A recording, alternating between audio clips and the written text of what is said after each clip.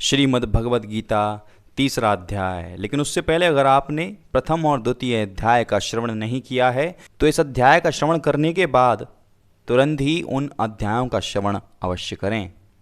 तो चलिए इस अध्याय को आरंभ करते हैं। तो अर्जुन बोले, हे जनार्दन, यदि आपको कर्म की अपेक्षा ज्ञान श्रेष्ठ मान्य है तो फिर हे केशव, मुझे भयंकर कर्म में क्यों लगाते हैं? आप मिले हुए से वचनों से मेरी बुद्धि को मानो मोहित कर रहे हैं। इसलिए उस एक बात को निश्चित करके कहिए जिससे मैं कल्याण को प्राप्त हो जाऊं। इसके प्रत्युत्तर में श्री भगवान कृष्ण बोले, हे निष्पाप, इस लोक में दो प्रकार की निष्ठा मेरे द्वारा पहले कही गई है। उनमें से सांख्य योगियों की निष्ठा तो ज्ञान योग से और योगियों की निष्ठा कर्म योग से होती है।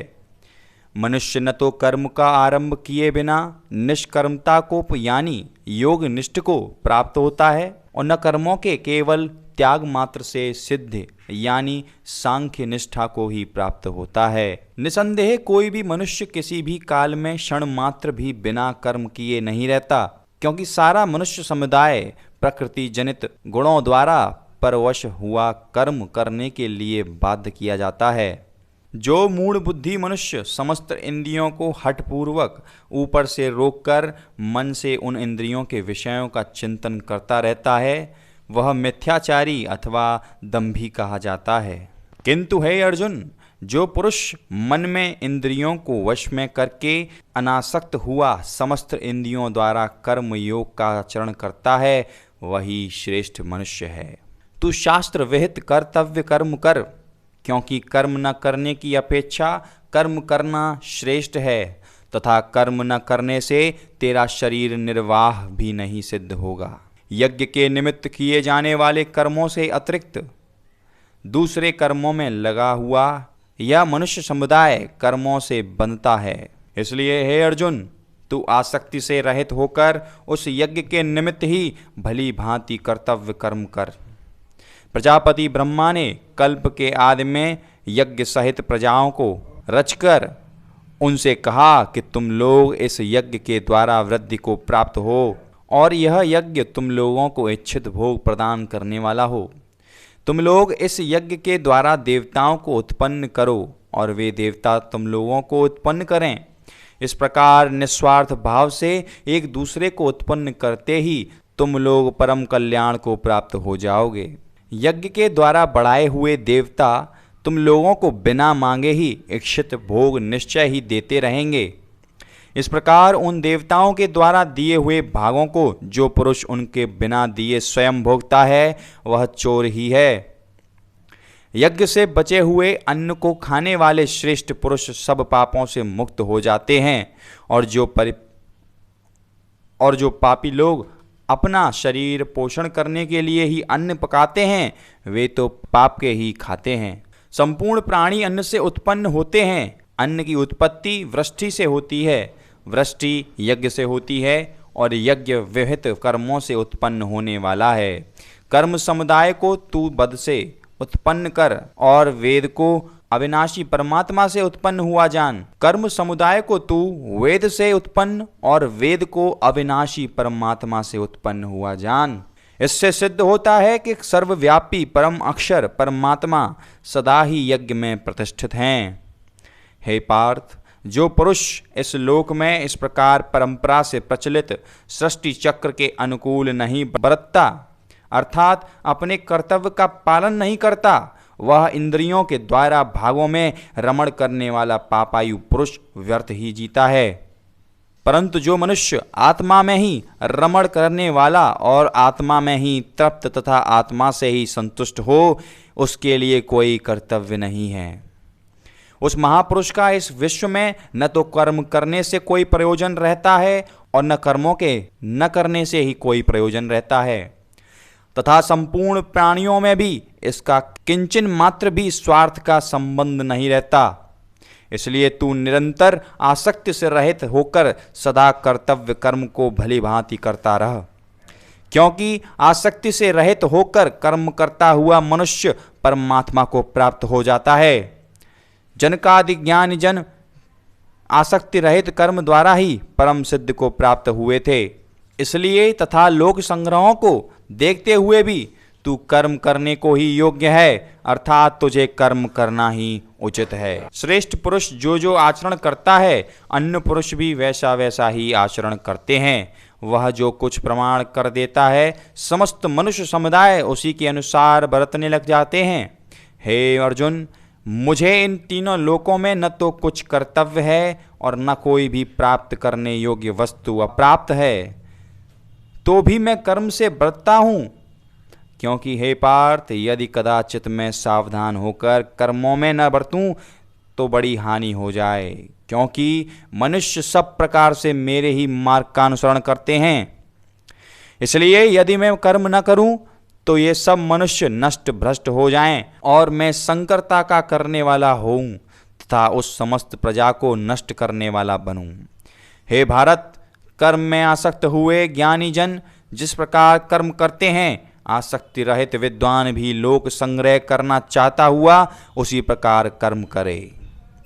परमात्मा के स्वरूप में अटल स्थिर हुए ज्ञानी पुरुष को चाहिए कि वह शास्त्र विहित कर्मों में आसक्ति वाले ज्ञानियों की बुद्धि में भ्रम अर्थात कर्मों में अश्रद्धा उत्पन्न न करे, किंतु स्वयं शास्त्र विहित समस्त कर्म भली भांति करता हुआ उनसे भी वैसे ही करवावे। वास्तव में संपूर्ण कर्म सब प्रकार से प्रकृति के गुणों द्वारा किए जाते हैं, तो भी जिसका अंतःकरण अहंकार से मोहित हो रहा है, ऐसा ज्ञानी मैं करता हूँ ऐसा मानता है। परंतु हे महाबाहो, गुण विभाग और कर्म विभाग के तत्व को जानने वाला ज्ञान योगी संपूर्ण गुण ही गुणों में बरत रहे हैं, ऐसा समझकर उनमें आसक्त नहीं होता। प्रकृति के गुणों से अत्यंत मोहित हुए मनुष्य गुणों में और कर्मों में आसक्त रहते हैं।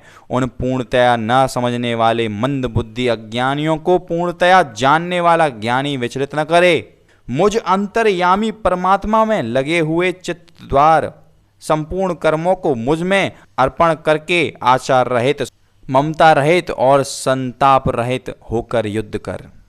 जो कोई मनुष्य दोष दृष्टि से रहित और श्रद्धा युक्त होकर मेरे इस मत का सदा अनुसरण करते हैं, वे भी संपूर्ण कर्मों से छूट जाते हैं। परंतु जो मनुष्य मुझ में दोषारोपण करते हुए मेरे इस मत के अनुसार नहीं चलते हैं, उन मूर्खों को तू संपूर्ण ज्ञानों में मोहित और नष्ट हुए भी समझ।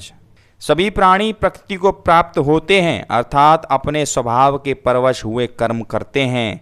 ज्ञानवान भी अपनी प्रकृति के अनुसार चेष्टा करता है, फिर इसमें किसी का हट क्या करेगा। इंद्रिय के अर्थ में अर्थात प्रत्येक इंद्रिय के विषय में राग और द्वेष छुपे हुए स्थित हैं। मनुष्य को उन दोनों के वश में नहीं होना चाहिए, क्योंकि वे दोनों ही इसके कल्याण मार्ग में विघ्न करने वाले महान शत्रु हैं। अच्छी प्रकार आचरण में लाए हुए दूसरों के धर्म से गुण रहित भी अपना धर्म अति उत्तम है। अपने धर्म में तो मारना भी कल्याण कारक है और दूसरे का धर्म भय को देने वाला है। श्री कृष्ण को इतनी देर तक सुनने के बाद अर्जुन बोलते हैं, हे कृष्ण, तो फिर यह मनुष्य स्वयं न चाहता हुआ भी बलात् लगाए हुए की भांति किससे प्रेरित होकर पाप का आचरण करता है। श्री भगवान बोले, रजोगुण से उत्पन्न हुआ यह काम ही क्रोध है। यह बहुत खाने वाला अर्थात भोगों से कभी न अघाने वाला और बड़ा पापी है। इसको ही तू इस विषय में वैरी जान। जिस प्रकार धुएं से अग्नि और मैल से दर्पण ढका जाता है तथा जिस प्रकार जेर से गर्भ ढका रहता है, वैसे ही उस काम के द्वारा यह ज्ञान ढका रहता है। और हे अर्जुन, इस अग्नि के समान कभी न पूर्ण होने वाले काम रूप ज्ञानियों के नित्य वैरी के द्वार मनुष्य का ज्ञान ढका हुआ है। इंद्रियां, मन और बुद्धि ये सब इसके वास स्थान कहे जाते हैं। यह काम इन मन, बुद्धि और इंद्रियों के द्वारा ही ज्ञान को आच्छादित करके जीवात्मा को मोहित करता है। इसलिए हे अर्जुन, तू पहले इंद्रियों को वश में करके इस ज्ञान और विज्ञान का नाश करने वाले महान पापी कामों को अवश्य ही बलपूर्वक मार डाल। इंद्रियों को स्थूल शरीर से श्रेष्ठ, बलवान और सूक्ष्म कहते हैं। इन इंद्रियों से पर मन है, मन से भी पर बुद्धि है, और जो बुद्धि भी अत्यंत पर है वह आत्मा है। इस प्रकार बुद्धि से पर अर्थात सूक्ष्म, बलवान और अत्यंत श्रेष्ठ आत्मा को जानकर और बुद्धि के द्वारा मन को वश में करके ही महाबाहो तू इस काम रूप दुर्जय शत्रु को मार डाल। और यहीं पर तीसरा अध्याय समाप्त होता है।